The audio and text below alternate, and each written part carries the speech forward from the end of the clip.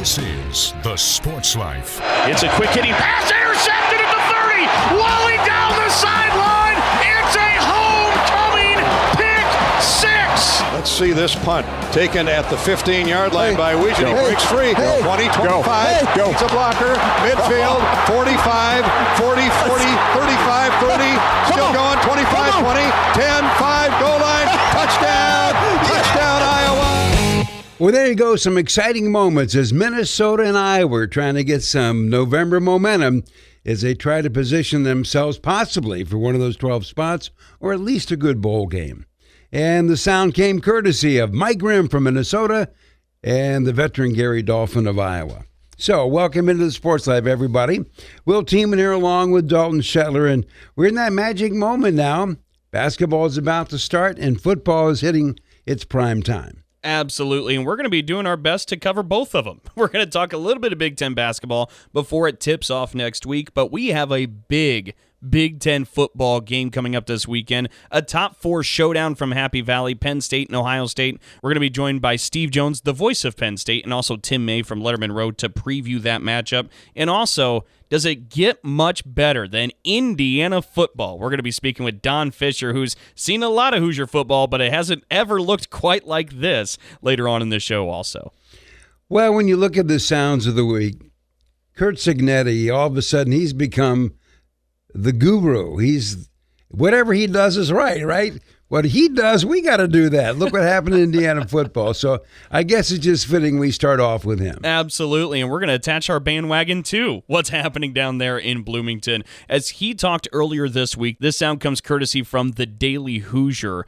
It's Curt Cignetti talking about his ball club. I mean, you are what your record says you are, you know. Believe me, we're going to put that tape on. It ain't going to be real pretty a lot of times on offense. And it won't be on defense either. There'll be a lot of mistakes out there. So, but I'm off to a bad start, I guess. Well, is that an understatement or is he just being subtle? You're right. Not off to a bad start. You just had College Game Day and everybody else in the country paying attention to your program, and you're undefeated. That's not too shabby, they would say. Dalton, you are what your record is. There you go. I can listen to Curt Cignetti every single week, and that might literally be what Sounds of the Week is here on the Sports Live. Well, let's just play next week. It's a good cut. Let's move on to another coach in the Big Ten, Nebraska's Matt Rule. This guy is a great soundbite as well, kind of for different reasons, but Matt Rule and the Huskers were so close this previous weekend against Ohio State. Dropped to the Buckeyes 21-17. Matt Rule spoke afterwards about his Husker team and says he's so proud of them. It's the first time since he's been in Lincoln that his team's exemplified a championship mindset. That was pretty cool to hear, but there was also something kind of philosophical from his press conference, and we want to hear that now. I think one of the hardest jobs in the world right now is to be an official. I grew up in an era when I played college football. I stood next to Coach Paterno. The officials went out there. They had their whistles. They threw their flags. There weren't 52 camera angles because every game's on, national TV.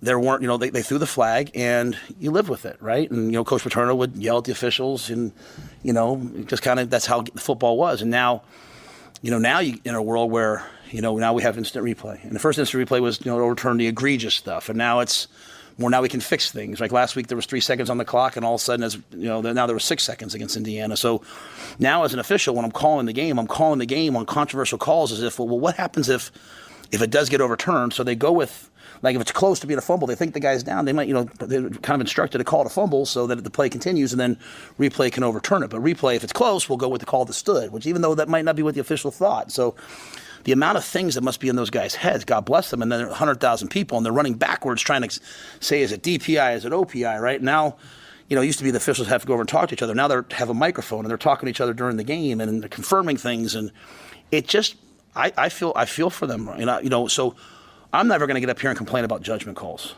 That's not my thing. I've been upset, or I've talked about, really, replay. Like last year we had 3 replays that the next day they said, hey, replay was wrong. That's hard for me, right? And it used to be replay was in your own building. You'd see the replay official before the game. He was going to go up and make the call. Now replay goes off to a central site somewhere, and it's probably the best system in the world. I just, I advocate for the players. I advocate for the coaches. I'm also going to advocate for the 8 guys out there calling the game. Well, there you go. The 8 guys calling the game. Matt Rule's in their corner. Well, I think you could debate this one a long time, but think about what Matt said there. Replay was designed to make it right. Everybody wants it right. And they came back and said the replay guys made a mistake. They're not under any pressure like the guys on the field. They can stop it. They can back it up. They can look at it, and they still got it wrong. Wow. That's a tough one. Yeah, it most certainly is. Speaking of tough ones, how about what we have going on in Pennsylvania this weekend? A top 4 tough showdown between some of the very best, Ohio State and Penn State. Now, if you want to throw a little bit more gas on the fire, and I suppose that's what we'll do here for the Sports Life, Ohio State starting quarterback Will Howard is a Pennsylvania native. He's from Downingtown, Pennsylvania. And he was asked a little bit about the idea of going back to his home state ahead of this top 4 matchup, and here were his comments. I'm stoked. It's going to be a homecoming for me. I grew up a Penn State fan. I wanted to go there my whole life. They didn't think I was good enough. But I guess we'll see next week if I was. Whoa. That's a little bit more gas on the fire. Okay, we know where he's coming down. We know what he's thinking. So if it's not just about, making sure you're eligible for the college football playoff, making sure you're in good standing with all these things, Will Howard has some extra chip on his shoulder. Well, God bless him. Well, when we come back with more of the Sports Life, we're going to talk more about this game. Penn State hosting Ohio State, maybe the biggest game in the country. It's all coming up right after this. So, got one for you, boss. Oh, yeah? What's black, white, and dented all over? I give up. The company truck. I know, but thanks to our agent, we've already submitted an insurance claim and can track the status right from the app. Auto owners pays what they owe without any hassle. Lucky for you, that's simple human sense. Ask your independent agent if auto owners make sense for you. Medicaid and CHIP offer free or low-cost health coverage for children and teens. Hospital and doctor visits, prescriptions, shots, and more are covered. That's peace of mind for parents if a child is sick or gets injured. And parents may now be eligible for Medicaid too, even if they've applied in the past. Enrollment is always open. Visit InsureKidsNow.gov or call 1-877-KIDS-NOW. Paid for by the U.S. Department of Health and Human Services. If you have diabetes, listen up. If you have insurance, you can qualify for a continuous glucose monitor. With a CGM, you can continuously track your levels and trends and spend more time in range, significantly lowering your A1C. More importantly, a CGM eliminates the one thing most people with diabetes hate: painful finger sticks. Order your new continuous glucose monitor today. If you use insulin and if you've seen your diabetes care provider within the last 6 months, you may qualify for your own CGM right now. We'll do all the insurance paperwork and deliver your new CGM at little or no out-of-pocket cost to you. Medicare and most insurances will cover your CGM, so don't wait. Have your insurance handy and call the Aptiva Medical CGM Health Hotline right now. 800-948-6912. 800-948-6912. 800-948-6912. That's 800-948-6912. We'll be back with more in a moment.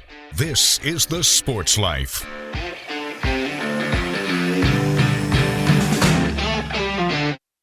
Roxanne Watson is on a mission. Hello, how are you doing today? She wants more people to register as organ, eye, and tissue donors. Are you an organ donor? Yes, I am. Yay. My goal is to sign up the most people in the United States. What drives her? Roxanne's own life was saved through the gift of a heart transplant, made possible by an organ donor. I decided that day that I was going to devote myself to the cause of organ donation and signing people up and honoring my donor by doing that. Now she's back to health, and she's a powerful force helping to save lives every day through her work. Imagine what you can make possible by leaving behind the gift of life. 8 people can be helped with the major organs, and up to 50 people can be helped with a little bit of everything. And when you think about it that way, that you could help that many people, it's amazing. It really is. Learn more and sign up as an organ, eye, and tissue donor. Go to organdonor.gov. A message from the U.S. Department of Health and Human Services, Health Resources and Services Administration.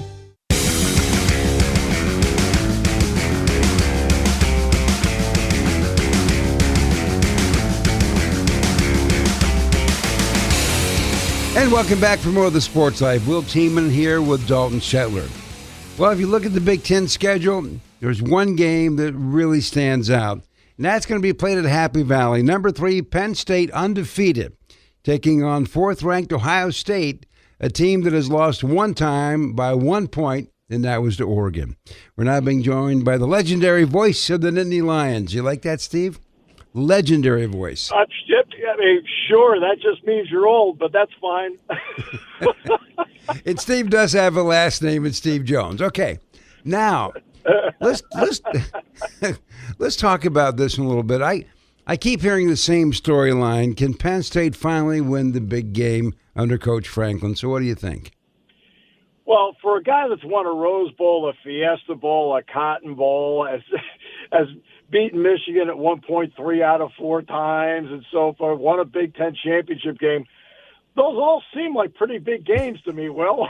As a person that was a witness, right, now it's a question of getting over the hump against Ohio State. They haven't beaten them since that 2016 season. So that certainly does come into play. But the idea of, there's always gross generalizations that are made that are adorable little side notes to talk about. And then when you really look at it, it doesn't quite hold as much water. The whole thing is win this week. Well, and Steve, you mentioned that 2016 win. Of course, that was a classic for Penn State with the blocked field goal, and they return it for the touchdown. Everybody remembers that. I'm not sure if everybody also keeps the memories in their mind of what happened the following years between Penn State and Ohio State. The Buckeyes won, sure, but they were close, competitive games, one-score games. I'm curious because we've talked before, Steve, about how Penn State has seemed to be the team throughout the last decade that didn't really back down to Ohio State during that stretch. Is there anything that you saw as a common denominator in those closely contested games and the win in 16, or is there any kind of omen heading into this one that you need to see from the Lions? Well, I think one of them that is important when you get into a game like this, there's usually a play in each half that you need to win that play. All right, and because you do, it wins you the game. So in 2016, you're like, well, in the first half, Penn State scored a touchdown right at the end of the half that got them back in the game. That was the play that they won. Then, of course, the block kick, they won that play.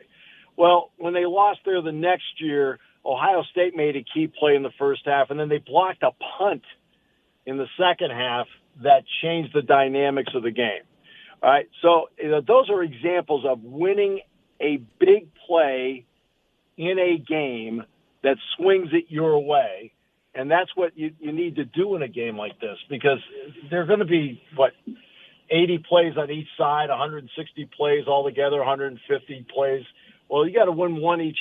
It's pivotal one to do that, and Ohio State, for the most part, has been the team that's done that. And I think in part because Ohio State's probably been a little bit better in the trenches.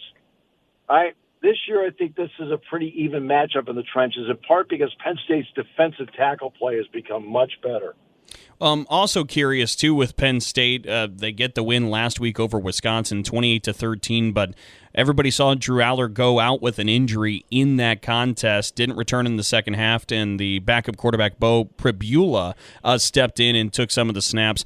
Do we know Drew Aller's status ahead of this one? And either way, what can you tell us about Bo Pribula to give confidence in him filling in the shoes?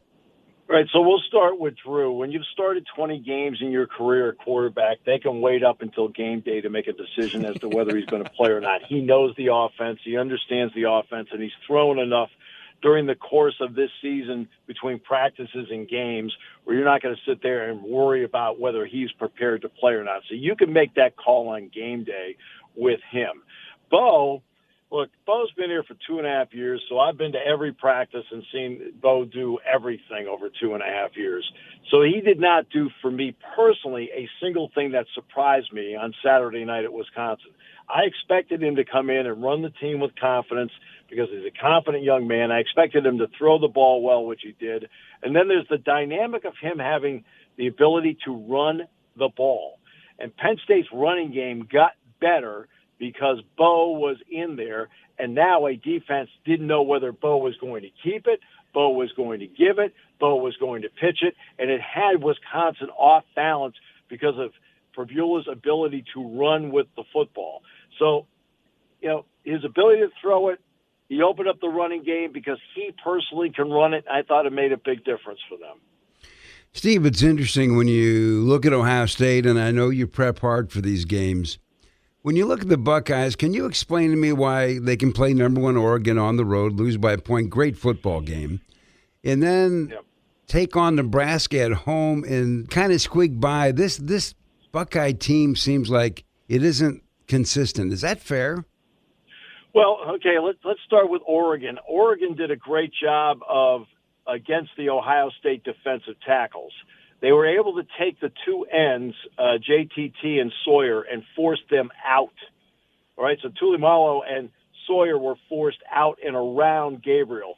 They did a great job of taking care of the two defensive tackles and moving them wide so Gabriel could climb the pocket, have a clear lane, and throw the ball, and I thought that made a big difference. Simmons got hurt in that game as the left tackle. Ohio State is a predominant left-handed team. Without Simmons in there, they could not be a left-handed team against Nebraska. And also the back of Will Howard was somewhat exposed in that game because Simmons was not on the back protecting him. So they're going to have to make some moves in their offensive line to shore that part up because those would be the two areas, one in each game. They shored up against Nebraska with the defensive tackles, but they did not shore up the left side of the offensive line against Nebraska, and that caused a big problem both in the running game and also the protection that Howard had. That's a lot of good insight, Steve. And now Ohio State's front doesn't just have to handle Penn State's defense, but they have to handle this Penn State crowd. It is a whiteout noon kick of Penn State, Ohio State. Steve, as you said, you're a legend. You've been around for a little while. You've seen a lot of these whiteout games. What makes them so special? What are some of the fondest memories you have of these games, and what are you expecting the atmosphere to be like? Well, the atmosphere will be wild and raucous because look, this is a big game. I mean, they could play this thing over in the parking lot and it'd still be 110,000 people showing up to see it. And this will be one where after playing at Autzen, which Ohio State did, they're going to have to take that crowd, which is a great crowd. You guys have been there. But that's also 60,000.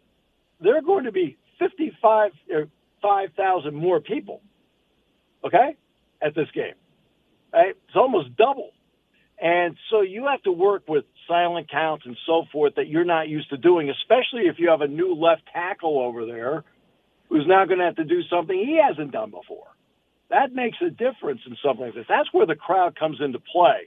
So you can disrupt an offense and what they do with your crowd, and they feel like they have an impact there.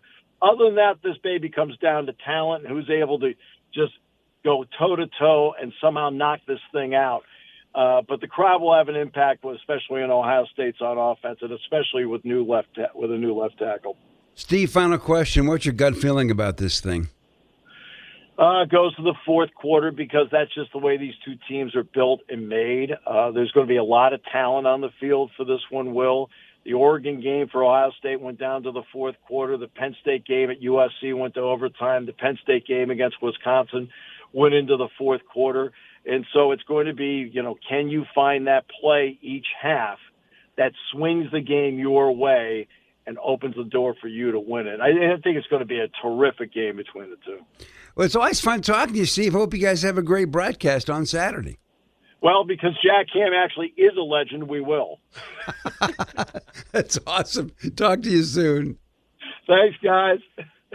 So we've just heard the views of Steve Jones from the Penn State perspective for this one. And now we bring on Tim May from Lettermen Row. And, boy, if there's anybody that has a history of Ohio State football in contemporary times, it's got to be you. And before we ask you about the actual game, Ohio State versus Penn State, from afar, it just seems like this Buckeye team is off somehow, just not quite at its best, missing something. Is that fair? I'm stammering because every major college football team that's worth its salt this year has had an off game or two or three. And, Ohio State handled Iowa quite well, let's put it that way. ran on them, passed on them, outscored them big time. Then they go and play what now is the number one team in the country at its place. I'm talking about Oregon, and has the ball in the final minute, can't get a score, but gets beat by 1 point, 32-31. I wouldn't call that an off day. I would call that two damn good teams playing each other, and one of them had to win.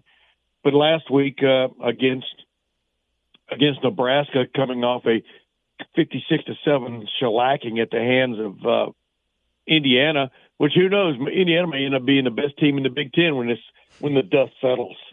But yeah, it was a shock to see Ohio State fighting for victory in the fourth quarter. But the bottom line is Ohio State did get the job done, much like Georgia did at Kentucky these many weeks ago. Georgia gives up 31 points to Mississippi State, which may be the worst team in the SEC this year, and then holds Texas to 8 points. So the bottom line anymore, fellas, is getting the W. And Ohio State in the fourth quarter, where it lacked the last couple of years of finishing off a couple of key games, in the fourth quarter against Nebraska, it found a way to score a touchdown and then hold Nebraska, keep Nebraska from driving down the field in the final couple of minutes. So I don't know how to define off anymore in major college football. I guess it would be my challenge to you. Fair enough. And if you're looking at the bottom line, you're right. I mean, Ohio State just with one loss on the season, they're ranked 4th in the country. We just finished a conversation with the voice of Penn State, Steve Jones, and we're tackling this game, this matchup here between Penn State and Ohio State. And we started to really examine the trenches. And I'm curious, the bit of a struggle that ended up with the win for Ohio State last week, the Buckeyes only ran for 65 yards. And you have one of the best duos in the country there in that backfield. Is there a concern with the offensive line in Columbus? Yes, there is. I mean, I'm trying to think of the best analogy. I'm just going to skip the analogy. Bottom line is Ohio State lost its starting left tackle midway or in the first half against Oregon. He's gone for the season. Josh Simmons had another guy banged up. Tigger Shabana, their right guard, banged up, missed most of the first half, but came back and finished. Bottom line is Ohio State winning the Nebraska game. After a week off, Zen McCoskey replaced Josh Simmons, and then Zen McCoskey got hurt in the second half against Nebraska. It had to be carted off. Now, the update this week was that it might not be a season-ending injury. It might not even keep him out of this game this week. They're going to determine that later in the week. I'm talking about Zen McCoskey. But yeah, there's a concern when what I would say is an average defense holds your running game to 64, 65 yards, the lowest output of the year. Yes, there is concern about having the running game complement the pass game. But what I hasten to add whenever I get into these conversations, too, is Ohio State's one of the few teams in the country that if you do stonewall them on the running game, they have an over-the-top passing game that can still beat you. And I think that's what came to the fore last week. Ohio State made 2 big-time pass plays and then one drive to win that game, 21-17. So, yes, major concern. Anybody you ask, Chip Kelly, the offensive coordinator, Ryan Day, head coach, anybody you ask, 64 yards isn't good enough, or 65 yards isn't good enough. Heck, 165 really isn't good enough. Well, Tim, we'll ask you the same question we asked Steve Jones as a final question. This Penn State-Ohio State game, what's your gut tell you on this one? My gut tells me get there early because one of the candidates is showing up for some stupid reason and is going to be clogging the entryways to get to the stadium, 108,000 people, probably having every bag checked and every cap checked as they try to get into the place. So there's number one. I'm already entering this game with a bad mood. You follow my drift? I do. But it's really going to come down, we could say it's going to come down to whether Ohio State can run the ball or not, and play, for example, with some confidence in its run game. Not necessarily. it doesn't necessarily come down to that. I mean, Wisconsin was leading Penn State last week at halftime, but then Penn State made that change at quarterback because Drew Aller got hurt, and Pribula, just don't call him late to the huddle, had a tremendous second half. They pulled it out. I mean, that's a team with flexibility. Ohio State feels like it's flexible in that regard. So I don't really, fellas, I got to admit to you, sitting here a couple of days as we record this before this game, I'm trying to get a true feel on what I expect to see on Saturday. I think Ohio State's defense can play with Penn State. Penn State has a very creative offense now. Credit to the new offensive coordinator. As anybody can see what they're doing with number 44 and that big offensive tackle they put in there to go in motion and just scare people. And so I'm just trying to wrap my head all around everything that's going into this game. I think this is almost a push in terms of going into it, who the favorite should be when you throw in the home field factor for Penn State. I think Ohio State will find a way to prevail, though.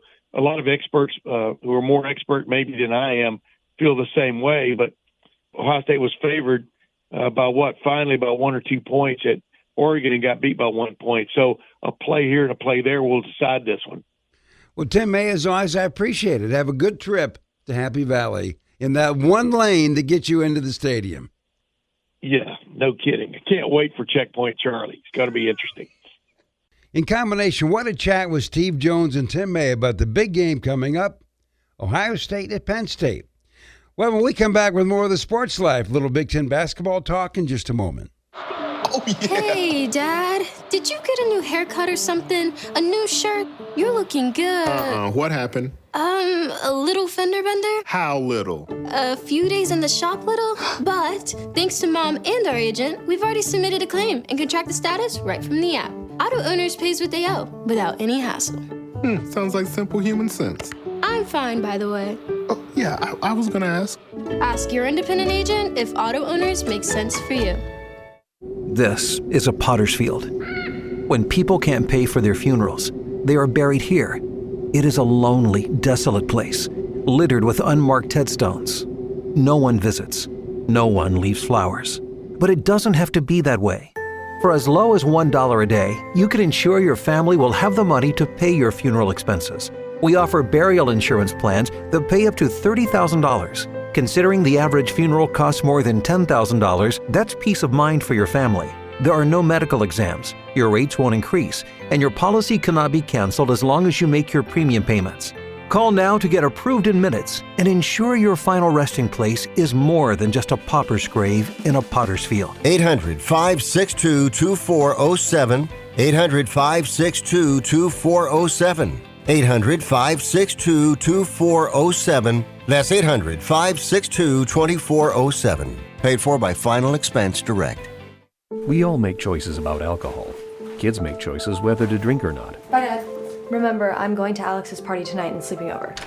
Hey, remind me about that party again? And adults make choices whether to talk about it. That's true of parents and every other trusted adult in a kid's life. Kids want to know our expectations, and they want honest answers in everyday conversations. So talk with your kids and help lead them on a positive path, because when you talk, they hear you.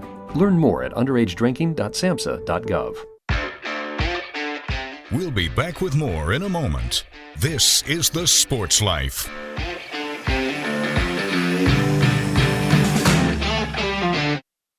Here's a real-life story that affects 50% of all of us out there. It's called divorce. If you've gotten divorced and now you're struggling to pay your bills and your credit card debts are completely out of control, you need to call this special debt relief hotline right now. We help people with all kinds of money problems caused by different life challenges, a divorce, a job loss, even heavy medical bills. All these life events can sometimes financially stress you out and cause you to get out of control. We help people get their lives back by showing them ways to consolidate and reduce their debt, in some cases for a fraction of what they owe.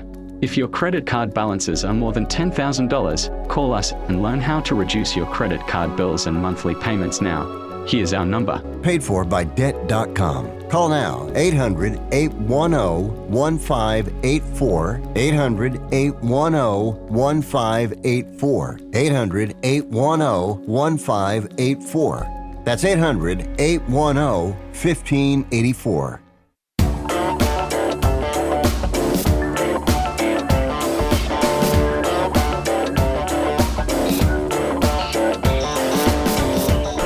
And welcome back for more of the Sports Life. Will Teeman here along with Dalton Shetler. And don't forget, auto owners insurance, simple human sense. Ask your independent agent if auto owners make sense for you.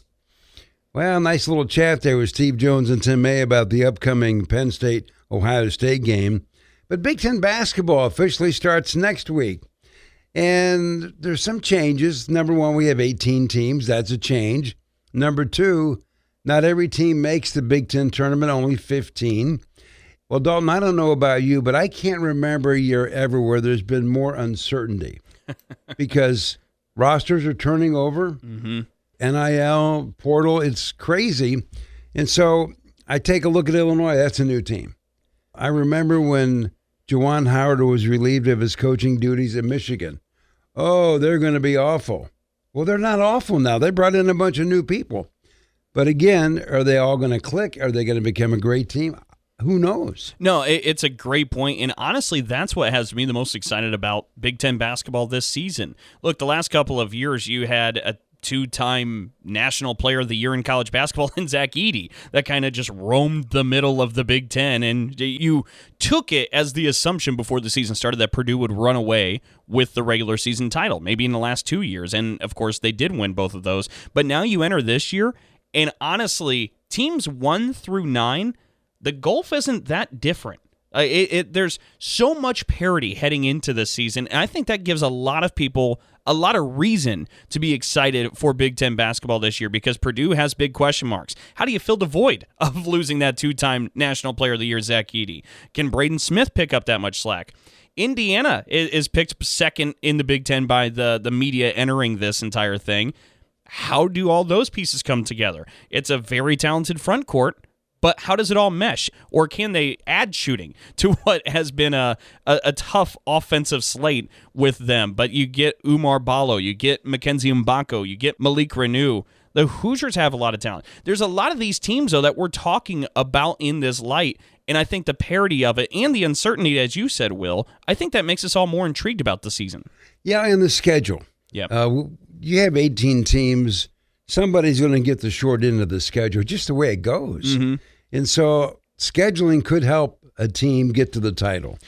And you think about, too, you mentioned Michigan and their overturn with Dusty May coming in and bringing in Vlad Golden, bringing in some of these great players in the portal, Roddy Gale from Ohio State. But that leads me directly to another team, Ohio State. This is a team that was left for dead when Chris Holtmann was relieved of his duties last year. Jake Diebler steps in as the interim head coach.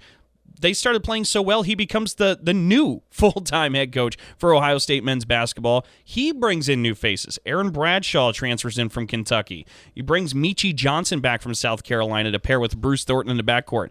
Like, we could go through about 9 of these teams that have a legitimate case for NCAA tournament hopes and to see if they're finishing top 5 in the Big Ten. Yeah, and there are 2 programs that are trying to be as old school as they can be. Tom Izzo in Michigan State starting his 30th year. He has been reluctant to go crazy in the portal. And Matt Painter, Purdue. Yep. He's gone there, but he doesn't go there a lot. He tries to build from within. And so it'll be interesting to see how those 2 do. But I just get a kick out of you talking about Zach Edey. What was he, 7'4"? That's right. Okay, our 2-time player of the conference, player of the year in the country. And our preseason Big Ten Player of the Year is a guy named Smith who maybe is 6 feet. That's right. What the heck? That's good stuff. So when we come back with more of the Sports Life, we're going to talk with one of the really good guys, great broadcaster. And if anybody knows about Indiana football, it's Don Fischer. Back with more in just a moment. So, got one for you, boss. Oh, yeah? What's black, white, and dented all over? I give up. The company truck. I know, but thanks to our agent, we've already submitted an insurance claim and can track the status right from the app. Auto owners pays what they owe without any hassle. Lucky for you, that's simple human sense. Ask your independent agent if auto owners make sense for you. If you served honorably in our nation's armed forces and you're looking for a way to continue serving your fellow veterans in your community, then join AMVETS. AMVETS members volunteer millions of hours at VA healthcare facilities from coast to coast, helping to improve the lives of their fellow veterans through the VA Voluntary Services Program. AMVETS posts and departments also participate in a wide variety of community service projects. If you no longer wear the uniform today, you can still serve through the AMVETS by joining today at amvets.org. Do you hear that? That's the sound of uncertainty lurking under your hood. You know the feeling. I know I do. That sudden sinking sensation when you see a check engine light or your car unexpectedly breaks down and you're faced with sky-high repair bills. It's time to shield against unexpected repairs with CarShield. CarShield is America's most trusted auto protection company and has an A rating with the Better Business Bureau. Don't let the fear of a breakdown keep you up at night. Trust the Shield, CarShield, and say goodbye to terrifying repair bills and hello to peace of mind. Your plan also comes with 24/7 roadside assistance, courtesy towing, rental car options, and so much more. Don't wait till it's too late. Call CarShield now before a breakdown. Protect your wallet. Protect your car with CarShield. Get our best protection ever. Call now. You'll thank me later. 800-965-1292. 800-965-1292. That's 800-965-1292. We'll be back with more in a moment. This is The Sports Life.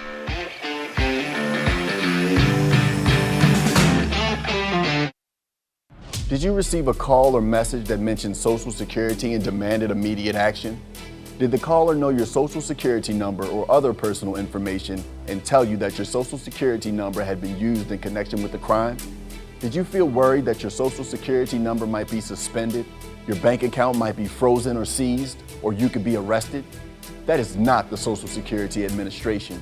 Social Security will not threaten you, demand your personal information, or instant payment, email or text you pictures or documents, or use a real government official's name to gain your trust. Social Security does not accept payments by gift card, prepaid debit card, internet currency, or by mailing cash. Criminals use these forms of payment because they are hard to trace. Do not be fooled. Hang up. Ignore them. Report this criminal activity to the Social Security Administration Office of the Inspector General at oig.ssa.gov. Produced at U.S. taxpayer expense.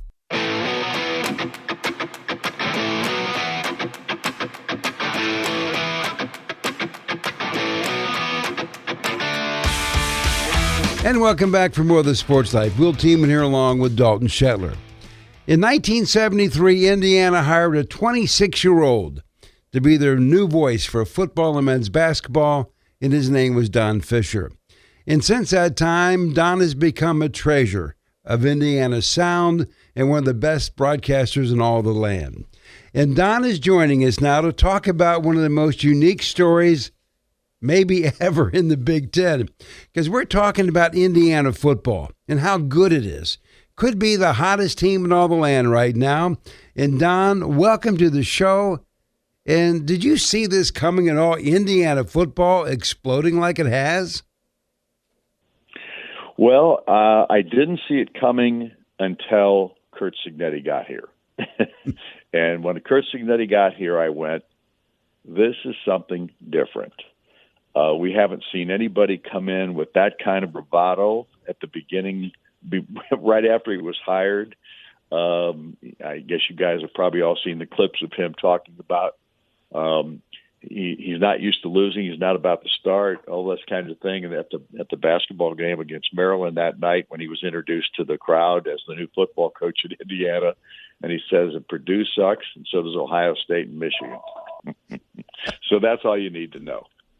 Well, Don, it's really been fun to watch because we've seen this guy, and as you said, bravado. That's the exact word. We've seen him arrive in Bloomington, and he kind of just manifested everything. He said at the Big Ten Media Days also, look, I've been picked second to last twice in my coaching career. I just want you to know one time we won the title and the other time we were playing in the title game. And I think everybody heard it at the time, and it's like, okay, well, now you're walking into Indiana, who hasn't always had the kindest history when it came to football. How did he actually make this happen? Well, he made it happen because he's an incredible coach, and he's got an incredible staff, and he was able to go into the transfer portal and pull out 13 of his James Madison players who wanted to come with him. And then he got a whole bunch of other guys that bought in, and that totaled up to 29 transfer portal players, most of which have played college football, not guys that have sat on the bench, guys that have produced. And he's plugged those guys into his system, and they have all bought in. And these players, from the very beginning, I went and saw 10 of their first 13 practices down in Bloomington in the spring. And I saw something, an organization or an organizational practice that's just phenomenal.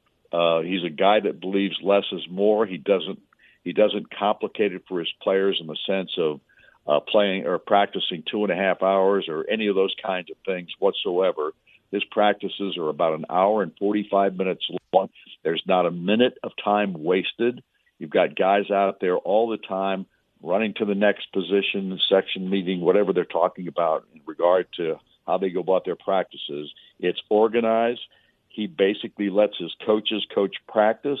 He will step in and say something every now and then to a particular group, those kinds of things. He's just so organized, and he's got a system. It's proven to work for him in his entire head coaching career, and he hasn't had a losing season now in 14 years as a head coach. So the guy's record is phenomenal. He is totally confident in his system and in the coaches that he has on his staff. And obviously he has a culture, has built a culture at Indiana like he's done every place else. And if you're not bought in, you're not here. And if you have bought in and you're producing, you are on board and you're going to be able to play. So honestly, he's really, really just a down-to-earth, tough, hard-nosed, old-school football coach with modern ideas. Well, and what's amazing, you talk about the buy-in, Don, and we've discussed the bravado that Curt Cignetti has. What's really crazy to me is within months, it almost seems like it was infectious to all the players. I mean, the idea of Indiana and Nebraska before that game, that Indiana was going to win 56-7, I mean, that's just insane. But it seems like that competitiveness, that bravado, the confidence, whatever you want to call it, the swagger that Curt Cignetti carries himself with, he quickly got to all the players. Is there any idea of how that happened? I don't have any idea other than the fact that I already stated, which is buy in or be gone. and these guys have all done that. And some haven't. And those that haven't, they're gone. We've already gotten 4 or 5 guys in the transfer portal here since the season began that just didn't buy in right away, just didn't fit or didn't like the style or whatever the case may be. And Curt Cignetti doesn't try to keep a guy if the guy doesn't want to be here. And once that guy makes that known, he's out the door. It's that simple. Well, Don, we've been talking about how good this is for Indiana and the fans, but what about Don Fischer? 52 years you've been doing this, and you've never had anything quite like this. How's it been for you? Well, it's just fun. It's so much more fun than we've had in recent years. As everybody knows, they've only had 3 winning seasons since 1996 when Bill Mallory was fired. And obviously that takes it all the way back to 94. So you're talking about just 3 winning seasons over those years. Now, we've been to bowl games a couple of times with 6-6 teams or even a 5-6 team. But, it's just not the same. And when you're winning, and you're winning like this team is, it's fantastic. And it's absolutely fun to be a part of it. And like I said, I experienced some great years under Bill Mallory. Don't get me wrong. That era of Indiana football, while I've been here, was obviously the most successful. He had really good football teams almost every year, very competitive football teams, physical, tough, hard-nosed. And I'm seeing a lot of that in Curt Cignetti's teams as well. It's just a different organization, a different coaching staff, a different style, so to speak. And it is so good to watch. It's so much fun to watch, number one. And you're surprised almost every week at how this team performs because they play a great brand of complementary football. When the offense doesn't do its job or maybe makes a mistake and they turn the ball over or something like that, the defense comes out there. And I'll give you the perfect example. The Maryland ball game, we had 4 turnovers, which is the only game this year we've had 4 turnovers or anything close to that in a ball game at this point. In that 4 turnover scenario against Maryland, Maryland never got a single point, never had a first down, and had a -9 yards on those possessions after a turnover by Indiana. That is unbelievable complementary football, and it's happened game in and game out this year. When one side of the football doesn't get it done, the other side fixes the problem and gets the ball back for them, or vice versa. It's an amazing scenario that's taken place. Well, Don, coming up Saturday, you're going to get a chance to call possibly another piece of Indiana athletic history. You're sitting there at 8-0. This ball club has never won 9 straight, especially to open up a season. And so what's Don Fischer thinking about his prep for this one? Well, here's one thing you know about. If you know me at all, Will, and I know you know me a little bit, at any rate, I would tell you this. I don't prep or I don't decide what I'm going to say until it happens. I've always been spontaneous in that regard. My preparation in this ball game will be the same as it has been for 52 years now at Indiana. I get ready. I try to know the other team as best I can. I try to make sure that I've got all the X's and the O's taken care of in regard to what we're going to do and talking to the coaches. And obviously, I just go out there and whatever happens, you call it like you see it. So my prep is no different, and I'm just like you and everybody else that gets ready to do a game of any kind. I do all my homework. I know about the other team, and I know about my team, and just go in there, and then it's spontaneous after that. Well, and Don, obviously, you care very much about Indiana athletics. You've been doing it for a very long time now, and of course had a legendary career. And I'm curious, you've always been passionate about what the Hoosiers do on the gridiron. To see in this last week where College Game Day parachutes in, the traveling circus comes over, and the national spotlight fixates on Bloomington, Indiana, and all of a sudden the Hoosiers are kind of the darling of the country, not just there in the state, not just in the Big Ten, but of the country.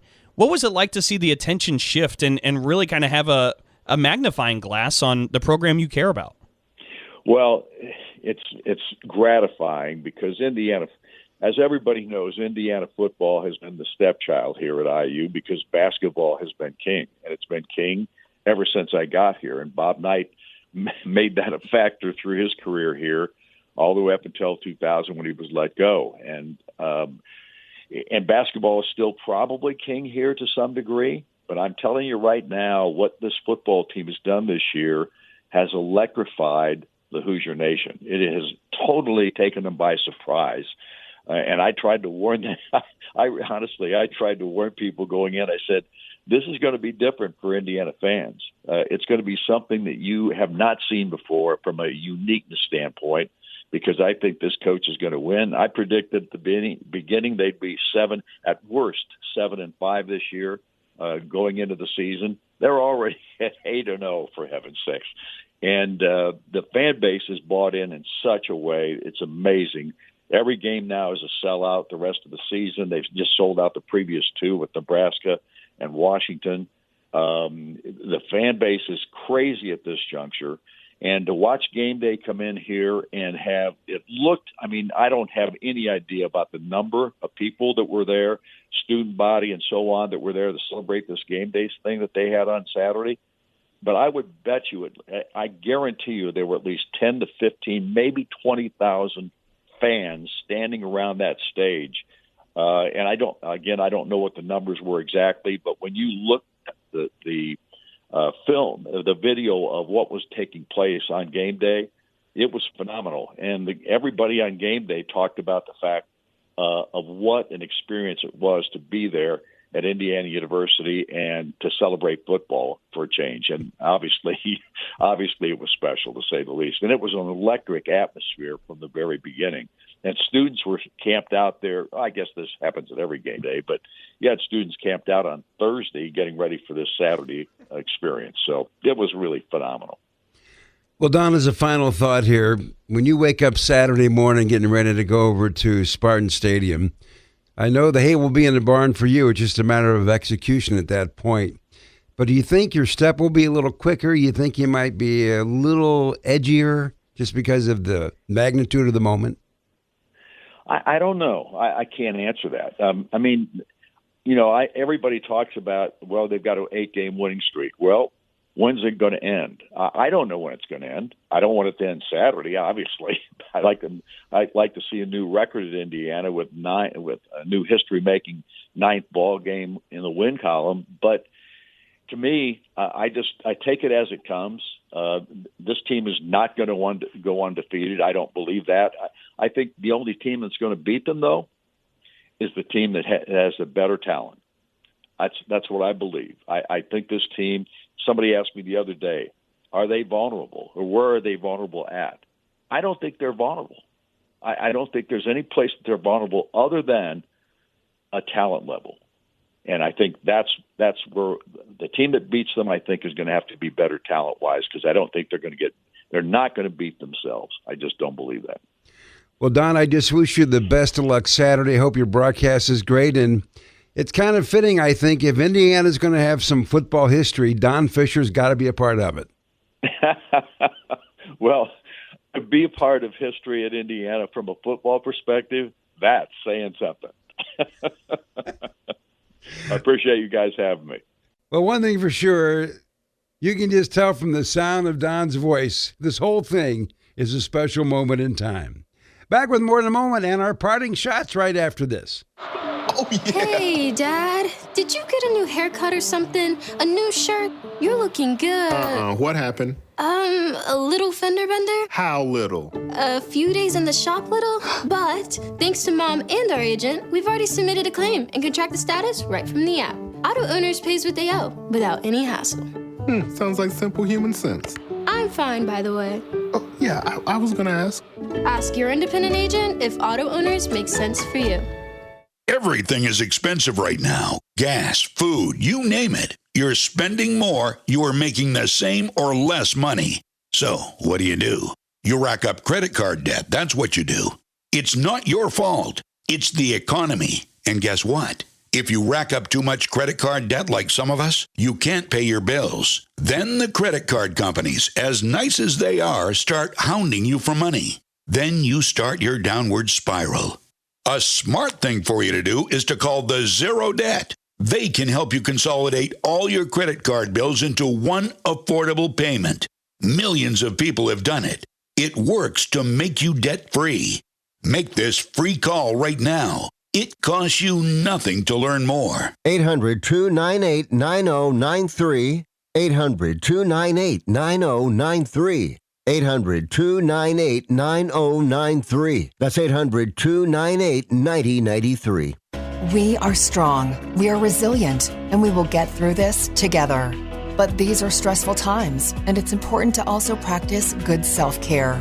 It's normal to feel overwhelmed, anxious, or afraid, but there is hope. Reach out to someone, connect with your friends, stay in touch with your community, and know that you are not alone.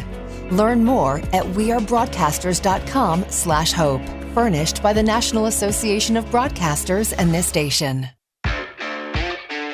We'll be back with more in a moment. This is The Sports Life.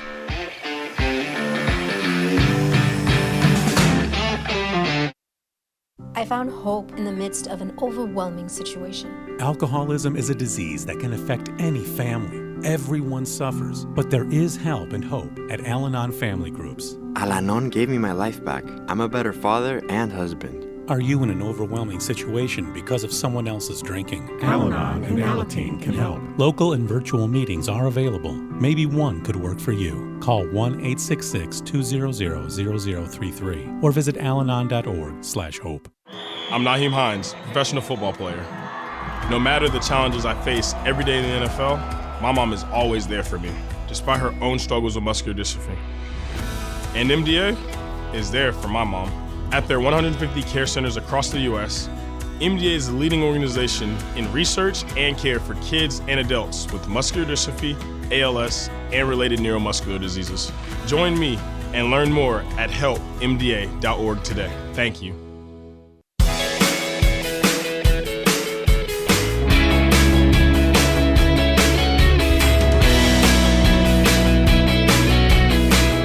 And welcome back for more of the Sports Life. Will Tiemann here along with Dalton Shetler.